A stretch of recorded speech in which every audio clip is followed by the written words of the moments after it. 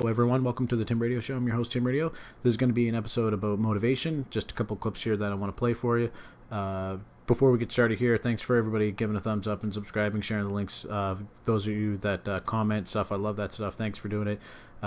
Keep sharing, keep posting. New people, please hit the subscribe button. Even if you're not sure about the content, give us a chance. It'll show us up in the feed and give us a little boost and helps a lot. It's better than donating or anything like that by far. So anyway, I'm going to play this clip from Bishop T.D. Jakes. Let's get started. They did it's two parts. They're going to play like a clip here, and then I'm going to pull out a couple pieces that he says near the beginning of this video. What do you need to be more dedicated to in order to win? Most people have never thrown their whole weight at anything ever. Most people have never put in the work for their dream. The 10,000 hours, no, they want it on credit. They won't read what they're supposed to read, work the way they're supposed to work, do what they're supposed to do. And just to interrupt here real quick, that's I love that line right there. You know, the 10,000 hours, that's a reference to basically how long it takes to be a pro at anything. It takes basically 10,000 hours. Like 4 years of hardcore work, you can be a pro at anything. Or just the 10,000 hours. It might take you 10 years to do the 10,000 hours. It's whatever. And people want that on credit. And that's, it sounds cheesy when I say it, but it's true. I mean, that's... And they will blame God for their own trifling, lazy, inconsistent behavior. All of us have some area that we have not mastered. I'm not preaching this to convict you. I'm preaching this to challenge you. What is it about you that is consistent, that you're willing to be dedicated to? Because that's all we can use for destiny. Can you be dedicated to a job you think that's beneath you? I know you say you're going to get dedicated when you get the promotion. No. Yeah, think about that. Like, that's a lot of people. A lot of people feel like that. We all feel like that, I think, inherently. We feel like we should be valued more than we are. And, so I think that's... You're going to be dedicated now. That's how you're going to get the promotion. Nobody's dreams happen without fight. Fight. I mean fight, girl. With all you got, I'm gonna get this myself. And whatever it takes, I'm gonna pay the price, and I'm not gonna owe nobody when I get it. It's gonna be me and Jesus. God has been waiting. And he says, if you will, he will. And do you have the courage? Just, you're into it. You got conviction when you got, like, just neck sweat. Big old neck sweat.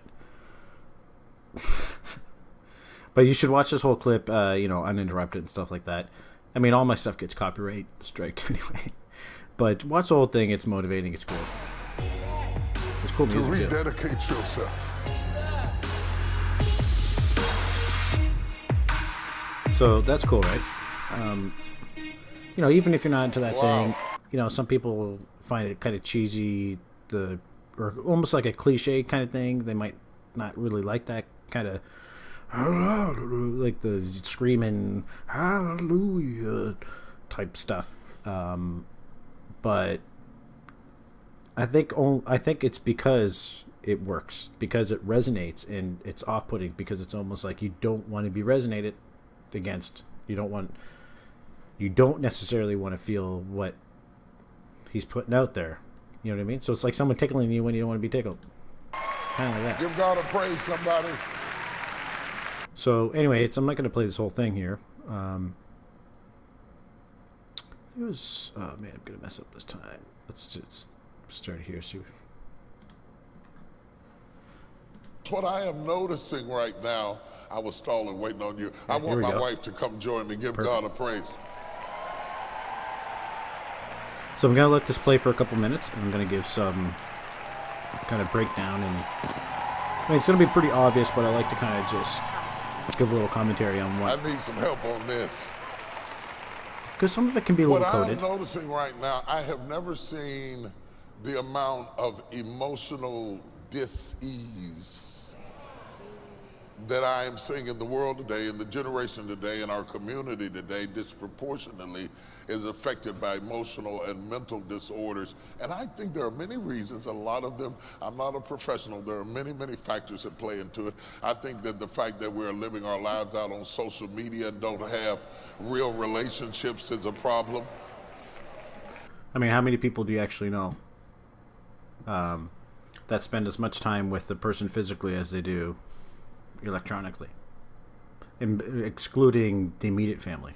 You know, excluding who you actually live in a household with. You can't really attain intimacy from somebody who says they're your follower and your friend and you've never met them and you're not even sure that the picture is true. We have allowed this I mean, think of all the catfishing. to take the place of personal filters. interaction with people, and consequently, though we have access to more people than we have ever had in our lives, we have more loneliness than we have ever had in our lives, because that interaction isn't as gratifying as human touch and human talk. Secondly, it has not been a good... And before he goes there, in every hospital in the world, when you have a baby, they will tell you to put the baby on the mother's chest and all that kind of stuff, to physically touch and consistently. It creates a bond. It does all this stuff. It actually teaches the body, like the baby's not sitting there calculating, every time she breathes, I breathe. Oh, okay. Like it doesn't even have words. Like you can't think about that. First of all, think about how would you think if you if you didn't have words and you never saw anything, what would you think? You don't know language, you don't have words, you don't know what number, you don't even know any concept of anything. What would be going on in your brain? But that data transmits. So clearly that kind of data transmits. It's picked up by the brain somehow, kind of like a sixth sense type deal. And the body will learn kind of that thing. So when people are getting some of their stimulation socially from communicating on the internet, but they don't have a communication of, even if it's just a bunch of guys roughhousing, playing sports, stuff like that, or if it's just someone putting their arm around you, hey man, I see you, and shaking hands and those kind of things, right? That I think that's data that actually gets transmitted as as a sort of energy. Like if anybody touches your arm, just it's kind of nice. It's kind of like, oh thanks, and it's not just the thought that they did it, because like my first example there with a baby, it transmits real data that's crucial for the thing to survive. If you don't, like if you don't do that, and you like the baby could be sat right beside the mother, but there's like blankets and everything in between, that SIDS thing, the sudden infant death type deal, skyrockets, like statistically. So in the whole concept of breastfeeding, same kind of thing. You can try to make it artificial, but as soon as you break that actual real boundary, the data transmission's over. It's like wireless charging. Once you get a certain distance, it's gone. It's disconnected. It's the same reason this kind of stuff actually affects our brains. Like people getting cancer and stuff from using the Bluetooth headbuds all the time. You don't really see people using those anymore. There's a lot of people getting brain cancer and stuff, like stockbrokers who would wear that stuff all day, because this is directly in the ear transmitting frequencies. And it's the same concept. It's the same kind of thing. That's just a frequency that's not biologically compatible. It's just interrupting stuff. It's not, they don't blend well, and so it's disruptive to cells, and just like radiation and stuff like that, it doesn't mesh well with organic material, right? But humans don't give each other cancer from the heat, in the hands. Like you can have like really warm hands, put them on, that's not gonna, but that kind of heat from a cell phone will metastasize tumors and stuff. You know what I'm saying? Or with even less heat. Anyway, Schoolmaster to... I like to sidetrack on stuff here, but here, let's put this back here just a little bit. As gratifying as human touch and human talk. Secondly, it has not been a good schoolmaster to prepare us for relationships. Wow, wow. Because if I don't like you, I block you. Yes. Say something smart, I clap back. Make sure I don't block you till you see it. Erase your response and block you from further dialogue. The problem about that and family is that I can't block you in the house. And if we start clapping back, we lose sight of the victory because we're too busy scoring points in the fight. And I would even say when he says 2 points there, when he says in the house, I would say even community. I don't even think he's just talking about house. I think he's actually talking about community and just local pockets and stuff like that. But definitely in the house, like communicating with your wife, your kids, your stuff like that. Anyway, but then the second part here, just put that back 5 seconds. And if we start clapping back, we lose sight of the victory because we're too busy scoring points in the fight. Yeah, and that applies to everything, man. I mean, your arguments that you get, people get caught up in arguments all the time. They're trying to get the last sentence won. They're trying to get that thing won. They already lost sight of the whole point, and they're arguing for 4 hours. Any couple knows that thing. And but that also applies to everything. That's like sports and stuff. People want to get that score, so they fail to win the game because they're just going for the score. And there's all these strategies in life, all these different things you can do. That's the whole sport. All the different strategies. Like I couldn't play football games. I'm a huge gamer kind of guy. I can't play like football and stuff because they have like all these patterns, all these moves, all these strategies. I'm man, I don't know what any of this stuff means. And I'm just too lazy to educate myself on football strategies. Right? So I end up running stuff. Okay, well, I get it, but I mean, is this better? Is this one better? I mean, what am I doing? But if you educate yourself on the strategies, then you're going to know when this one's right, when that one's right, why this will, like, when it's right to actually sacrifice, to cede a few spots to gain more later type stuff. So we're going to talk a little bit about this. Come on, have a seat, honey. You sit over here, and can you get up there? She tries to sit up for like 10 seconds or whatever, so. You back up 3. Is spend some time talking about the notion of model homes and what does that look like. There are some theological clues that are dropped for us that are. This is really the key. This is kind of one of the main things I want to point out here. There are some theological clues that are dropped for us that are very unpopular today, I might add. There's like these profane words that are in the Bible about marriage that are very controversial today. There's the S word, Yes. I don't like to use it because it's, I don't like to use that kind of language. I don't like to. I didn't say it, I never do, but I don't like to use that kind of language. But I'm going to go ahead and use it today. Submission.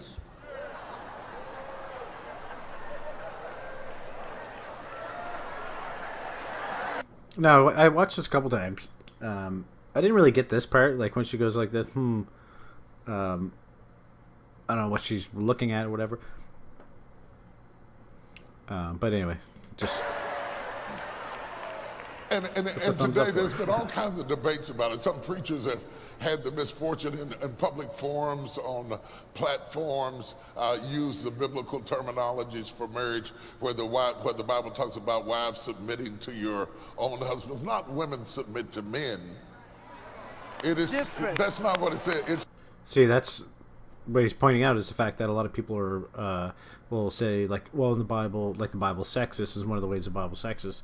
Is it says like women should be submissive to men, and some people use that kind of case on both sides. They say like if you're like super conservative and socially conservative and old whatever, or something like that, you might think it's a gender specific, and you're saying like men, see, this is proof that men have this role, women have that role, or men are superior, or whatever. If you're womanist or whatever, sexist, and so yeah, some people use that in that argument. But then on the other side, people will say, well, that's why religion is BS and stuff, because women have this and women have are equal and all this kind of stuff. But here, this is, I really thought this was a cool way to break it down. So let me just put it back a second. For marriage, where the Bible talks about wives submitting to your own husbands, not women submit to men. It is different. That's not what it said. It's not gender dominance. It never said that. It is wives submit to the one you picked out. So that the big clue is to pick somebody that you respect enough, who is sane enough, that submitting doesn't endanger the reality. I just got to point something out here, because there's some stuff, like some mannerism stuff that I'm just not used to. I'm not in this kind of community. So I was just kind of watching that, because she was like whispering stuff earlier when he was saying, earlier when he was alluding to submission, but he wasn't going to say it. He didn't say the word yet, but and she's kind of whispering to herself submission. So yeah, that's the word. But I just realized that's what I think that's what like my religious grandmother does in church. Is I used to go when I was a kid with her, and she would kind of talk along with the preacher or whatever. So I think she's not even realized that she's being picked up on the mic, and just like I think they're just really focused on him. And then when she does the hand twirl there, she just does this little hand twirl. I think that's actually just kind of like a way of saying bring it back. Like, come on, like don't skip this. Let's really let this sink in. Bring it back here. Bring it back. So that the big clue is to pick somebody that you respect enough, who is sane enough, that submitting doesn't endanger the reality of you. That's key. But women, while you're trying to digest it, because I see some of you nodding and some of you tipping out to the bathroom, whatever you got to do, get through it, breathe in, girl, breathe out. And I'm going to be honest, even when I was listening, I'm like, how is he going to reconcile this? How is he going to square this? It'll be all right. How does he square this? I don't understand why the women are so upset by the term submission when men, thank you, sister. Thank you. She said, I don't either. When men, we don't have so much the word submission. We got the word crucifixion. Ooh. Yeah. The Bible says, husbands, love your wives as Christ had loved the church and gave himself a ransom for it. I think submission is good because Christ got crucified. Well. So what are you talking about? Man. I think that's just really smart. Because if you, the first thing that actually pops in my head when I think that is just like a 50s kind of nuclear family kind of thing, but but in wartime. So just kind of a classic family structure, whatever. And then the dad has to go off to war, and the mother stays faithful and takes care of the family, does this stuff, does everything, and the father comes home, and obviously, there's a whole bunch of complicated stuff in that, like people coming back PTSD and not coming back, and the women who weren't faithful, and all these messed up stuff, and people having kids overseas. I don't know how many kids were born overseas from like sailors and stuff like that, but but just that kind of the core foundation. Like, this is all about the foundation, not about how it actually plays out. It's about what the core idea is. Which we're going to see in this next part here, and it's not going to take too long, but it's a really nice other kind of second clip to it. And but just that kind of idea that there's these kind of primal rules that underline stuff, and on what and in a biblical sense that plays out in Christianity as, like he said, it's not about submission. It's not about submitting to a man or something. It's about submitting to the person you love. And then on the other side, it's about dying for the person you love. So it's kind of these two opposing traits, like a yin and a yang. Like, and it, I wouldn't be offended because I'm in that category by default. So if I'm like, oh, I don't want to be the submissive one, I want to be the one willing to die. Well, that plays out. That exists, But anyway, there's another part here I'm going to play. I'm going to try to skip to the end because I think it's kind of just a more clear point when he just says the piece. About submission or crucifixion, you know you're not going to be the same if you do this. That's right. You know you're not going to have the Burger King relationship, have it your way. No. If you do this. No. And in this selfish world that we live in, this narcissistic, selfish sounds bad, let me use a bigger word, this narcissistic world that we live in, where we have a dream of how things ought to be, often bringing somebody into that dream is more of an interruption than it is an addition. And we're not willing to adjust the dream I had for myself for the dream I had of us. Wow. All right. Oh, it's quiet, Lord. Yeah. I tell you, I love the Potter's house when they get quiet. You think it's hot when they're shouting. It's not hot when they're shouting. When they can't breathe, I really got them that time. When they're calling the paramedics and they need life support, then I know you really heard me real good. I would say one thing, man. Don't wear a New York.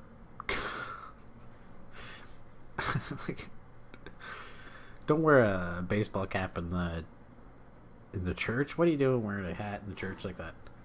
I mean, I would even say for the women. I mean, women you don't get to wear a hat. Take your freaking hats off. There was that one guy there that breathe. I really she's got that time. When they're calling the paramedics and they need life support, look, you then got I know hat too. you really heard me real good. Wigs are okay because I get the hair thing, but you can't be wearing hats. That's not fair. That means that. Well, actually, or is it? Does a wig count? I'd say let her free, man. You're bald. Who cares? You're in church. Put the wig on later. Get on going out to church and put. See, I'd be probably one of those weird guys that I'd walk around. I go bald and then I walk around with a wig, and everybody's like, "Hey!" And then every time you see me in church, I'm bald. And then put my wig on when I go back outside. I'd probably be one of those guys. And in order to merge, I don't even know if there is that guy. Does that guy exist? Am I the only one? See, my wife was raised by her aunt and uncle. Yes. I just stay bald. And I was raised by my mother and father. Though I gotta be honest, just I don't know if I could do the shaving thing every day, man. I don't know. Because if you don't shave it right every day, it gets all messed up and.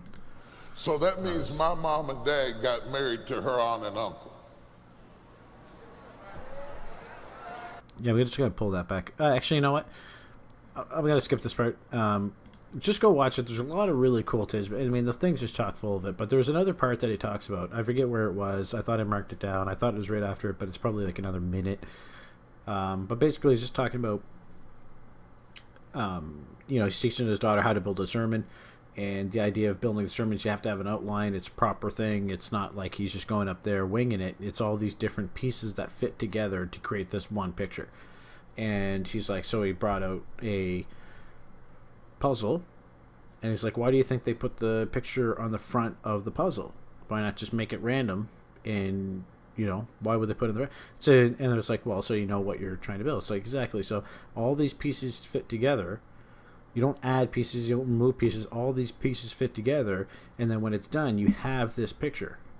And, it's kind of like a metaphor for, in the sense that when he's teaching her how to create sermons, that you don't add things into the sermon that don't make sense. Like, I'm kind of bad for this. I'll just throw in a whole garbage dump truck of information that's completely unrelated, but they're kind of side threads. I mean, that's not how you would want to do a sermon. You would want to make sure that you're creating single individual points that all piece together to make this singular picture that makes sense, right? And that if you have these things, you will have that same picture. So whether you feel something or not, like, someone might not like kind of the feeling of teaching that a wife should be submissive and a husband should be crucified, or whatever. I mean, so, and if you actually, but if you apply those things, then this is the picture you get. So that's kind of the, I thought that was kind of an interesting point, and it applies to everything. You can apply that thought to literally everything that you do. So I want to move on here to a couple of the guys that I listen to that are, he's not a motivational speaker, right? He's a bishop. He goes and he does this as like a mega church. And this whole thing, that he's talking about is this model home. So it's stuff that looks good, but it's not necessarily what it really appears, and it's not. And if you want this, these are the things you need, though. So if you actually do want to create this, you can't really fake it. But a lot of this stuff is fake. So like the social media, that's the fake stuff. But if the interaction is real, if you actually do the interaction, So that's kind of the core message throughout the thing. But I really highly recommend people check this out if you kind of enjoy that kind of content. So I'm going to move over to this other guy, Les Brown. Very similar kind of style, but it's old school stuff. I'm kind of a big fan of motivational speakers, so him and a couple of other guys I'm going to show here. Your mind goes on automatic, just like a God. I loved reading the book called As a Man Thinketh by James Allen. He uses the analogy of the mind being like a garden. Weeds don't have to have any encouragement to grow. You don't have to water them. They don't have to get sunshine. They don't have to have fertile ground. They will grow through the cracks of a sidewalk. Am I right? But if you want to grow orchids or roses or any kind of exotic flowers, there are special processes and procedures you must go through. Well, by the same token, you don't have to force yourself or motivate yourself to think negatively, to be depressed, to hate somebody, to want revenge, to want to get back at somebody, to beat yourself up over the head, to feel loaded with guilt. You don't have to make any effort to do that. Your mind is on automatic. It will do that by itself. Mental weeds will grow in your mental garden. But if you want to begin to move into your own personal greatness, if you want to begin to really enjoy a happy, successful, healthy life, you've got to be willing to go against the tide. You've got to be willing to harness your will. Now, that gives you a really good idea of what he's like as a motivational speaker. As far as I know, he's still alive. He's pretty old now. He's probably like 70, 80. Just tons and tons and tons and tons of content. Look, there's still new people watching us. Like, perfect for going into 2020 and beyond.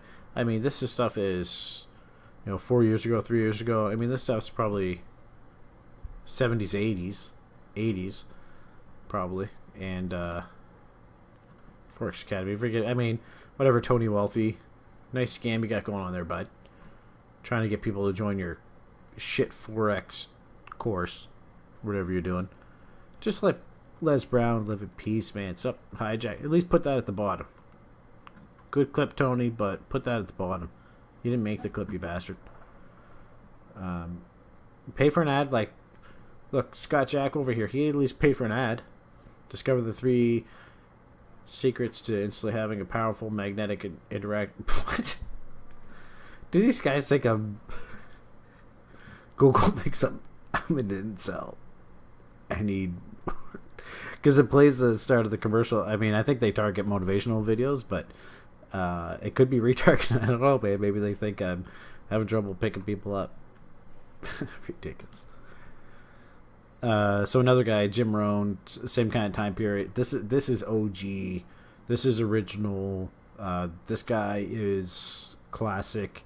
The seed for a lot of what we see as motivational speakers and stuff. So here's a good clip from anybody, if you want to, can go searching for a good plan, pick it, and start working it. And sure enough, as the time passes, as it surely will, 5 years from now, 10 years from now, then you'll be winding up wearing what you want to wear, driving what you want to drive, living where you want to live, become what you want to become. But now's the time to fix the next 10 years. And who can? Anybody. Here's number 6. The 6th key to sowing and reaping. This is leveling with you now, as we promised to do. There's one thing better than the truth, and that's the whole truth. And here's part of the whole truth of the law of sowing and reaping. Number 6 is, you could lose. There are times when you just lose, no matter what you do. It's that kind of planet. You know it's an OG guy when he can write on the chalkboard without screeching it, and it's just like casually, like handwritten stuff on the chalkboard. You reap what you sow, yes, Like but... he wrote Will there, and it's just like boop, boop, boop, boop, boop, boop, with the chalk. I mean, that's so old. What does that mean? Yes, but, well, the farmer plants his crop in the spring, takes care of it all summer, loves his family, works 10, 12 hours a day, 6, 7 days a week, is an honorable man. Come fall, he's got a beautiful crop, and he deserves every bit of it. But the day before he sends the combines into the field, a hailstorm comes along and beats it all in the ground, which means you lose. Somebody says, well, what did he do wrong? Answer, nothing. It's just that kind of planet. Sometimes it's going to hail on your crop. And I would also say, just to kind of extend that thought a little bit, I would rather get penalized doing something right than to benefit from doing something wrong. So, and this kind of plays into my mind in terms of content, how people do, like, because I used to be an SEO guy. And when I first started, there's a lot of black hat SEO, gray hat SEO. So it's just people doing things to kind of trick Google into propping their website up higher and giving them free traffic through the search engine. So people would do all these scams, like, not even scams, it's just like they would write all these keywords and content in white text on a white background so that Google scans all this text, right, and then thinks that this text exists on the page, but it doesn't really. So, and that they could use that for a whole bunch of reasons, to prop up content that they want that's not whatever. So anyway, that's what I kind of think about, like, because I never bought into that kind of stuff. I'm like, you know what, if you just do it right, you just make it accurate, you use all the tools they give you, you organize your content correctly, just write good content, your stuff's going to stand the test of time, and that's what's ultimately going to play out for you. And everyone I've done that for, it's always panned out for them. And, it might take them years to actually realize the value of that, but they did. Like, every client that I've had that still has a website has understood that value. And that's kind of one of those things. You plant the seed, and then you can harvest it. And this is kind of like one of those things that you could plant once and keep harvesting over and over and over and over, and the plants get better, stronger, and more productive. In some cases with that kind of stuff. But anyway, it's just kind of one of those things. If you do it right, it ends up outlasting what would normally might get ahead first, but then ultimately not last. So anyway, I want to play this clip from Eric Thomas. This guy's by far my favorite. I've been listening to this guy 10 plus years. This is kind of one of the, this is a re-upload. It's not the original one, but this clip's like 10 plus years old on YouTube alone. And yeah. The important thing is this: to be able at any moment to sacrifice what you are for what you will become. That's the number 2 thing. You got to catch that one. To be able to, listen to me, at any moment. Some of you can make sacrifices when Monday Night Football is not on. You can make a sacrifice. But when the game come on, for some reason, you just attached to it. For some of you, when your favorite show come on, you can make sacrifices on Sunday when ain't nothing going on. But when your favorite show comes on Monday, bam, some of you focus until the phone ring, and then you like, I gotta answer it. If I don't answer the phone, I'm gonna die. I'm saying to you today that there's some of you, if you give up your cell phone, you would be successful. But your cell phone is more important to you than your success. I'm gonna say it again. I'm gonna hurt somebody. Some of you need to give up your cell phone, because the time you spend on your cell phone could be used for your success. The time you could be using to be successful, you're using it on the cell, and the cell phone is not bringing you nothing but a bill. And somebody has told you you couldn't live without it. I'm talking about going deep now, giving up stuff. Watch what it says. To be able at any moment to sacrifice what we are for what we can be. I don't do well in math. You're right. You ain't never studied. I'm not good in writing because you have never written before. But I dare you to fail in writing for a whole year to see if you can get to the end. I dare you to fail. I dare you to take that same class over and over again. I dare you to stop dropping classes like you soft. Always want to give up. I'm dropping. Why are you dropping? I'm so grateful that the slaves did drop it. Yeah. See here, I know it's the worst time to kind of cut into stuff. But, sorry. But when he says, I dare you to fail, I dare you to fail. I mean, I watched this thing like a lot of times, and that kind of played in my mind. It didn't sit right because I kept kind of thinking, like, I dare you to fail, like as if like actually I dare you to go fail, like go fail the course. And I know that's not what he's like. I know that's not his point, but I just every time I hear it, I think that, right? So I don't know if that's what you guys think. Just point that out if you guys actually think the same kind of thing. I'll put it back there, but that's how I kind of hear it in my head. So, but it's kind of one of those important things. Kind of we go back to the first area, like vibration, stuff like that.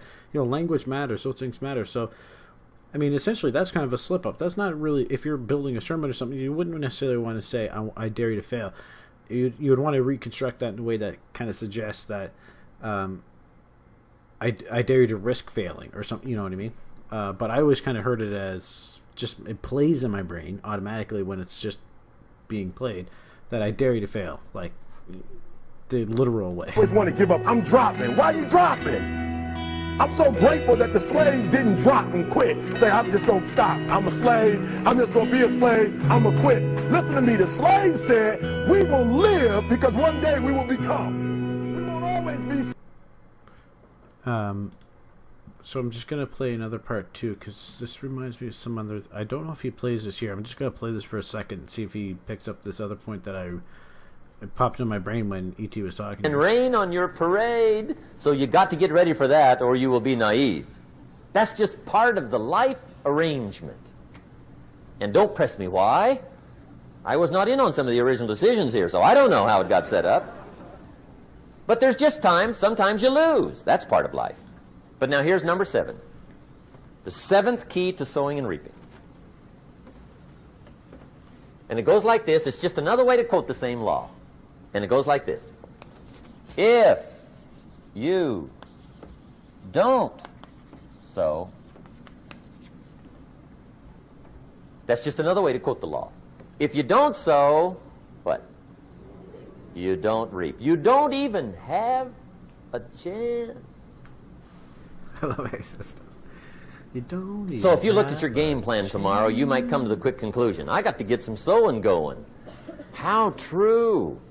Get you some sowing going. And remember, you've got plenty of time. You've got all the time there is. Yeah, some people spend enough TV time to make a fortune. The latest article on television watching in this country, according to the latest article, the average television is on in this country in every household 7 hours a day, called the Big 7. I asked a guy one time what his TV cost. He said about $450. I said, you forgot to look at the price tag. He said, what do you mean? I knew he was a TV watcher. I said, that television costs you, in my opinion, at least $12,000 a year. To watch it, not to own it. Owning it's cheap. Watching it is what's expensive. And I said, hey, $12,000 a year is too much to pay to watch TV. That's too much. Pay a little, but not $12,000. And he's the guy that said, I hope pay TV never comes. I mean, if you didn't catch that, look at the timestamp. I mean, go back and watch this because that'll punch you right in the face. Never have to go through that. And just to process that for a second, actually think about that. Think about the cost. Like if you're putting money, time is money. If you're putting money behind anything, there's value behind it. So whether it's giving data to Facebook to mine and sell to you advertising, then that's what your time is worth. Your time is worth, $8 an hour in advertising. If you go sit on YouTube and just watch shit all day, that's like stupid crap. That's useless. Like just, I get kind of annoyed when I go out and like sometimes my wife will be watching just Ellen clips. And sometimes it's usually pretty degrading content. It's never really fun, easygoing content like Price is Right. It's not Price is Right games. It's like people getting smashed in the face with pies and stuff. Or having to crawl, and usually it often involves people crawling on their knees, which I think is just kind of degrading to do in general, especially if you're putting them on TV and stuff. And like people like Jimmy Kimmel going around asking, getting people to submit videos of them pretending their kids' candy for Halloween was eaten.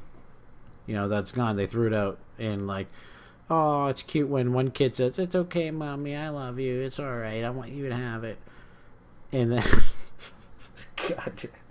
And then you get another guy that's all these other kids that start screaming and slapping and then they put that on TV and they make advertising dollars on it. So you went out and made them advertising dollars for free just so you can get your ass on TV, so you can shame your kid and put him on TV for making a bad choice or making a good choice or whatever. Which I think is disgusting. I think it's gross that people even post videos of their kids on on Facebook, unless you have like a private family Facebook group. I don't know why people are going on posting the kids of their pictures of the kids at the beach to their 700 friends. And not only that, but their friends, because their friends can see posts of things that they've liked and stuff that their friends commented on that are friends with you.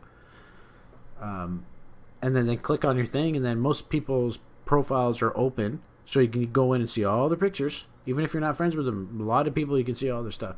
They're totally unaware. But anyway, that's a side point. Main point is being that people spend way too much time,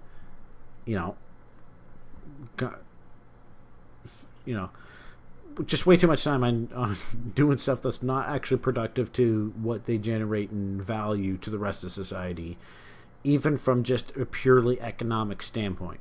So if you just purely look at it, the time and value that you put into something versus the amount of value you get out of it, a lot of people say, why do I care? It's free. Facebook's free. I don't care if they steal and sell my data.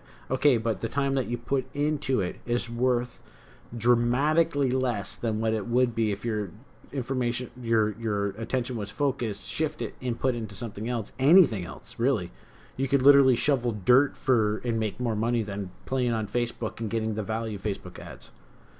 And then on top of that, the value that something like Facebook ads is actually less than what it's perceived to be, which what we saw earlier. It's like we can go on Facebook and block this person, feel good about getting our conversation promoted here, share this picture, do this, spend all this time on Facebook getting likes and blocks and whatever and drama.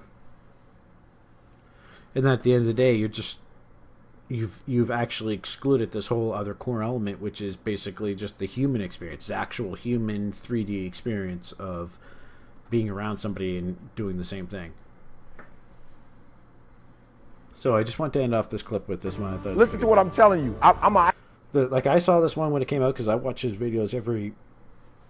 Excuse me. He comes up with videos basically like Sunday night. He used to do like TGIM, so thank God it's Monday. So he would post like a motivational video on Mondays, but it's usually like late Sunday night or something like that. And now they post even more content quite regularly. But at the time when this came out, I was like, this is going to be one of his best. Like, this is going to be one of his best videos. And high sure school enough, dropout. So how did I go from a high school dropout to do what I'm doing now? Number one, I got a why. I remember when I was going to school, like for real, I hate school. Like I'm a grown man with a PhD and I hate school. So somebody say, if you hate school so much, why do you go?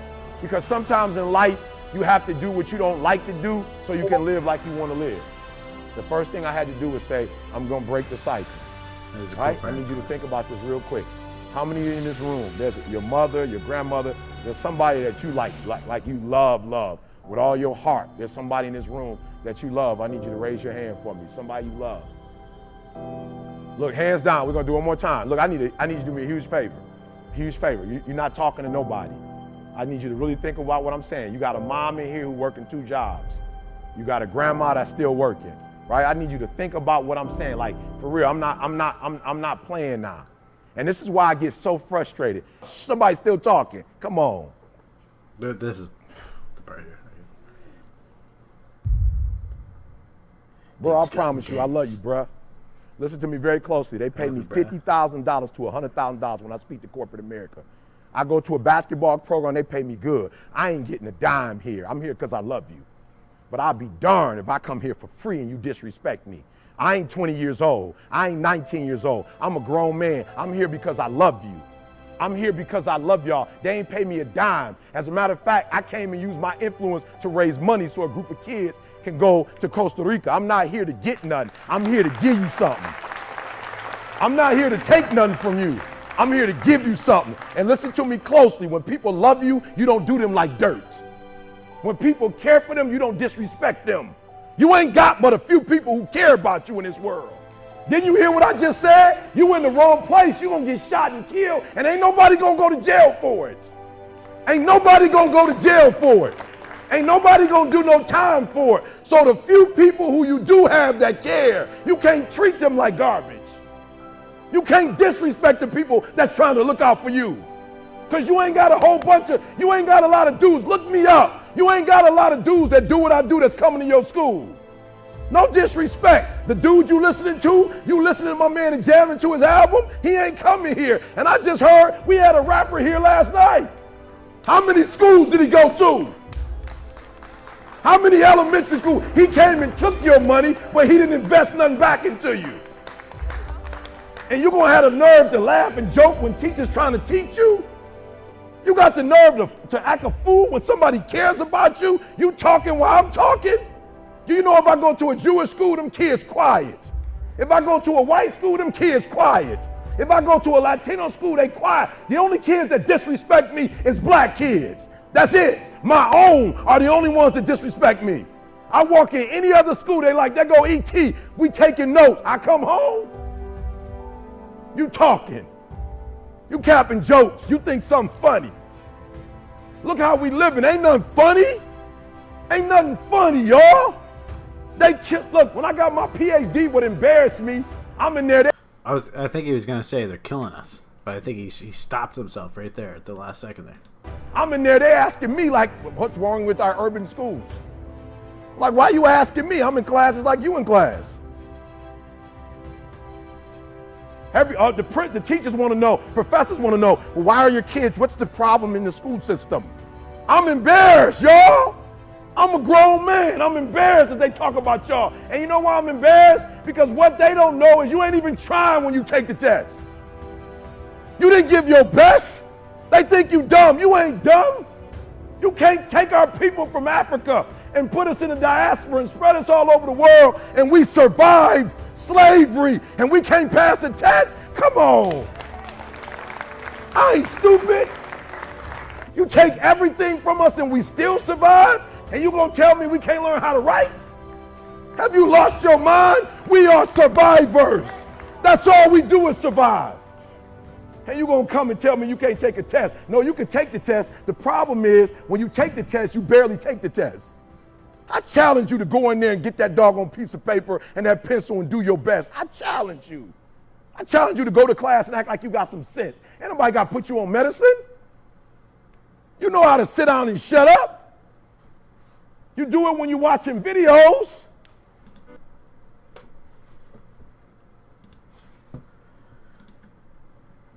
Yeah, man.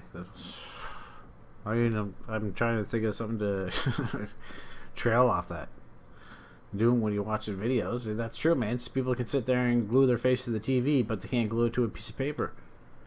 They're watching videos. They can watch images pass by and get it and get it and get it and get it, but then, I can't, because it's boring. You know? And you can have that luxury when you've done the 10,000 hours and you want to say, you know what, I'm not reading, I'll get an assistant who's putting in their 10,000 hours. I'll get them to read it and summarize it, or I'll do this, I'll do that, whatever, right? But to sit there and be, pretend, people can't get stuff done because they're stupid or something like that. It's cheap, it's easy. Kind of. I think we played a clip yesterday of Alex Jones where he quotes Darth Vader to Joe Rogan. Quicker, easier, more seductive. When Yoda's talking about joining the dark side, quicker, easier, more seductive. That's it, man. If they give you an out, people will take it. It doesn't matter if you're black, white, or purple, and if you're this color, that color, this age, that age, this area, whatever area. If you got a note, you got a note. You'll take it. And I think, unfortunately, it's not really designed right now to be just equal across the board. It's just not that way. And I don't mean it's it's actually detrimental, but I think they're racist policies, but in the form of like things like affirmative action and stuff like that. I think that's I think that stuff's racist. I mean, I don't know why there's incentives to hire specific races. It seems like an insult. I would be embarrassed to be hired because there was a thing for hiring white people. If a company got a benefit because they hired me, I would always question my legitimacy there. I wouldn't be able to get over that. And to suggest that they need that, I think, is the most racist thing. Now, it's not to say there's not racist people and there's not racist things, but there's no systemic system. There's no core system in place that says, no, you can't do this. Sorry. You were born, you can't do that. You're born this color, you can't do it. Sorry. It just doesn't exist anymore. It's not there. People still do that. People in power still do that. But anybody can get in power. You can get voted in anywhere. There's very few places in North America now that strictly won't hire this kind of person. Now you can say, this area will never hire a black Republican or a black Democrat or a white Democrat or a white Republican. Right? They're talking about all these, like, well, can Joe Biden get the black vote? Right? As if it's a vote to have. I mean, that's the left is the most racist of anybody, and it's just this constant projection that there's some kind of ill element that's plaguing all this stuff. And then you see like a preacher go motivational, and think about it. This is like 15 years ago. This guy's a multimillionaire now. He's got real estate in Detroit. They're building up massive businesses. They got like startup companies all over the place, massive real estate companies all over the place. He's bigger than Tony Robbins now. Eric Thomas is bigger than Tony Robbins. Tony Robbins is done. It's Eric Thomas for like literally the next 30 years of him preaching and building an empire of other people preaching the same kind of stuff. And sometimes it goes take a slight religious thing because he's actually a preacher. E.T. the hip hop preacher. But he's just a motivational speaker. That's what he does now. He's a motivational speaker, so he goes out and talks to all these places. And he said it, man. He's talking about the fact that he goes to all these different places. He's the one seeing all these schools. Hundreds and hundreds and hundreds and hundreds and hundreds of schools, prisons, all these different prisons, companies, all these different companies. He sees that it's not something that's like, you guys aren't being stopped. Like, there's nothing stopping. What's all this mess going on? And it's actually, I would argue, it's all these leftist policies that try to cater to stuff that end up just making it worse. It's like the government, anytime the government tries to get, usually most things the government tries to get into, it just ends up messing everything up. Makes it worse, makes it way worse. And what the left is doing is racist itself. I don't understand. I feel like I'm in the Twilight Zone. Anyway, that's the end of this episode. Check out these guys. I'll leave a link in the description for each one of the speakers here. And if you like them, tell me which one is your favorite. Subscribe. Send the link out to some other people to subscribe. I don't know. Create a second account and subscribe. Who cares? Need those subs. All right, guys. See you next time. And I hope you enjoy.